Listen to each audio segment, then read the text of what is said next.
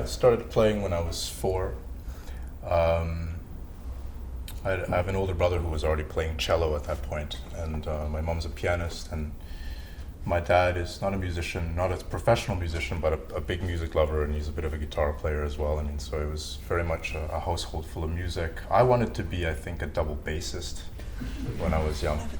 Yeah. It brings back memories. No. But I think, of course, my parents sort of, kind of subtly tried to convince me of that. Otherwise, they have to buy a new van or something. And so they gave me a mini one.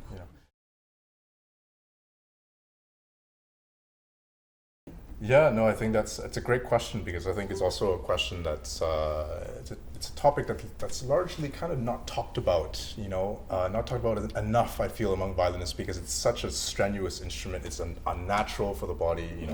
The shoulders twist. There's a lot of strain on the back and the neck and the shoulders. It's something, of course, that we don't necessarily feel when we're young.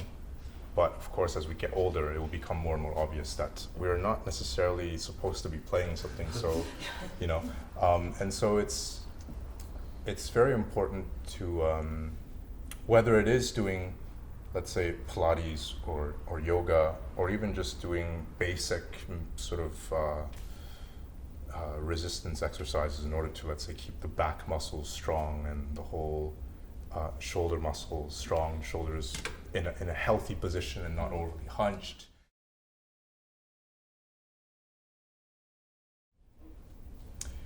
I guess, of course, there's the melodies, there's the what it's really, loved among audiences. It's very approachable in terms of its melodies, and it's sort of like, it's like musical comfort food. It's very much like that. But also, I would say it's just sort of like the right. It's sort of a very nice length, in a sense. It's not too long, but proportionally it works very well. For the first movement to be, let's say, a prelude or an introduction, and then of course the second movement where all the big tunes are at.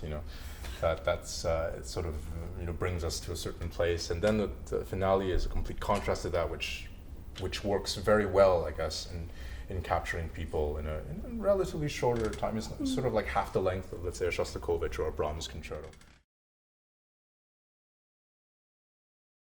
I discovered it relatively recently. So several years ago, I just sort of went on I think it was a YouTube or Spotify, binge of repertoire, and having discovered this, it was kind of like a shock, because I guess my first reaction towards it was sort of like, it was sort of a discomfort would be a bit far, but it's something that in a way kind of leaves you shocked by the time you finish it, because it kind of starts from nothing and then kind of fades away, and then you're left with this incredibly ambiguous feeling. So that was the first impression. But then, of course, exploring the piece and getting into it, it's one of those pieces that never leaves you after you really after it latches onto you. It never leaves you.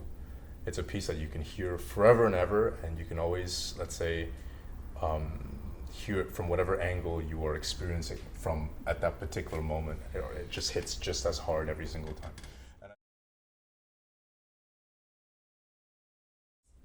So this violin, I'm first of all very, very lucky, because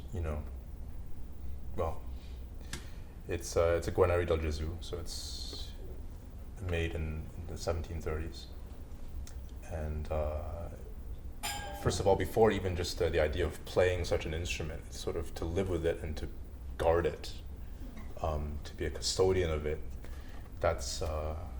That idea is quite daunting, but also quite sort of romantic, and quite, the fact that this is sort of like an ancient, it's not just an instrument, it's an artifact.